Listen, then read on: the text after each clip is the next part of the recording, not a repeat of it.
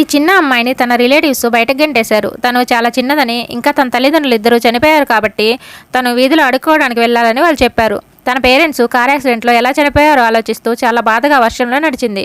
తన బంధువులు వాళ్ళ ప్రాపర్టీ అంతా తీసుకున్నారు. అది ఆలోచిస్తూ తను నిస్సహాయంగా నేలపై కూర్చుని ఏడ్చింది. అప్పుడే ఒక బిలియనియర్ సీఈఓ నడుచుకుంటూ వచ్చాడు.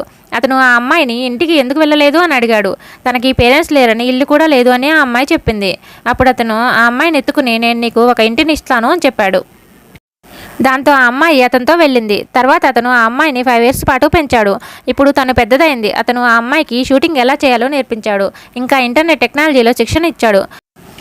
ఒకరోజు సీఈఓ డ్రగ్ మత్తులో ఆ అమ్మాయితో ఉన్నాడు. ఆ తర్వాత ఆ అమ్మాయి అతను తనని ద్వేషిస్తాడేమోనని భయపడి బయటకు వెళ్ళడానికి తన సామాన్లు సర్దుకోవడం ప్రారంభించింది. తను సరిగా డోర్ దగ్గరికి రాగానే సీఈఓ లోపలికి వచ్చాడు. అప్పుడు తను గిల్టీతో ఆ సూట్ కేసుని తన వెనక దాచుకుంది. కానీ అతను ఆమె మెడపై ఉన్న గాయాన్ని గమనించాడు. కోపంగా ఎవరు ఇలా చేశారు అని అడిగాడు. అప్పుడు ఆ అమ్మాయికి ముందు రోజు రాత్రి ఏం జరిగిందో ఇతనికి గుర్తులేదు అని అర్థమైంది. అప్పుడు ఆ అమ్మాయి ఇది దోమ కుట్టినందువల్ల ఇలా అయింది అని చెప్పింది. కానీ సీఈఓ తను అబద్ధం చెప్తుంది అని గ్రహించాడు. ఆ అమ్మాయి ఎవరో అబ్బాయితో పారిపోవడానికి ట్రై చేస్తుంది అని ఆరోపించాడు. అతను ఎవరు అని అడిగాడు. అప్పుడు ఆ అమ్మాయికి ఏం చెప్పాలో తెలియలేదు.